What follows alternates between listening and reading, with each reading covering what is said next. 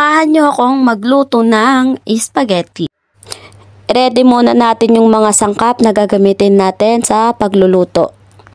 Yung mga sangkap kagaya ng nakikita nyo dyan sa my video.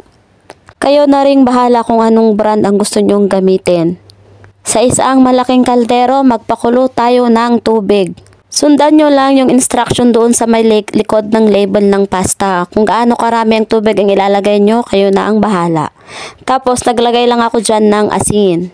Siyempre buksan natin ang kalan.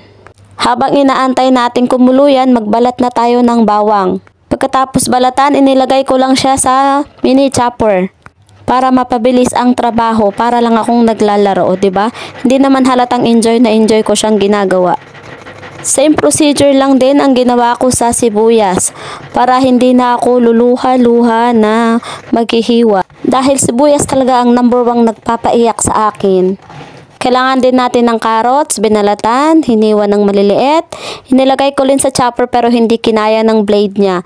Kaya yan, mano-mano ko siyang hiniwa ng maliliit. Ganon din ang gawin natin sa hotdog, hiwain lang din natin according sa gusto nyong size. Na kumukulo na ang ating tubig, ilagay na natin ang pasta.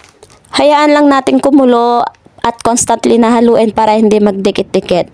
Tapos pag al dente na yung texture ng pasta, pwede na siyang hanguin. Pwede na siyang hanguin at i-drain. Lagay natin sa strainer. Pero yung sabaw niyan, hindi ko tinapon lahat kasi gagamitin kong pangsabaw mamaya. Yun ang utos nila Kay kasi masarap daw. Yan. Tapos lagyan natin ng konting mantika para hindi siya magdikit-dikit. Start na tayong maggisa. Maglagay tayo ng olive oil. Kahit anong oil na gusto nyo. Lagay natin yung bawang hanggang sa mag-golden brown. Isunod natin ang sibuyas. Halu-haluin lang natin hanggang sa maggisa. Next, pwede na nating ilagay ang giniling na karne ng baka. Halu-haluin lang natin, igisa-gisa natin. Tapos lagyan natin ng beef cubes. Pag alam mong nagisa na yung giniling, isunod mo na yung carrots. Halu-haluin mo lang din ulit, tapos lagyan ng laurel. Sunod ng asin. Lagyan din ng paminta. Isunod ang hotdog or kahit na anong brand ng hotdog ang gusto nyo, pwede din.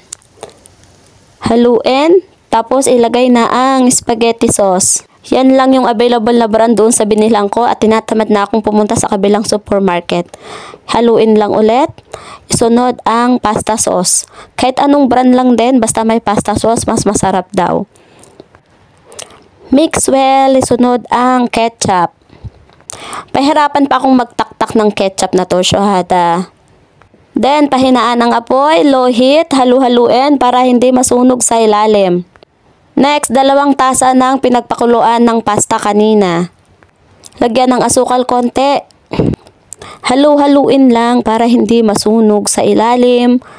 Low heat lang, ng very low. Tapos haluin lang ng very light din. Haluin mo lang ng very light hanggang sa makuha mo yung consistency na or lapot ng sabaw ng sauce na gusto mo. Bahala na kayong umintindi, charot. Tapos pag ganyan na malapot-lapot na yung sabaw or yung sauce, naglagay na ako ng grated mozzarella cheese para mas malinamnam yung sauce. Haluin lang ng very light. Habang niluluto ko to, nagdadasal ako na sana pumasa to sa panlasa ng asawa ko. Dahil ito ang kauna-unahang spaghetti na niluto ko sa talambuhay ko. Bismillah. Oh, ang tawag ito? Judgment. Judgment Day.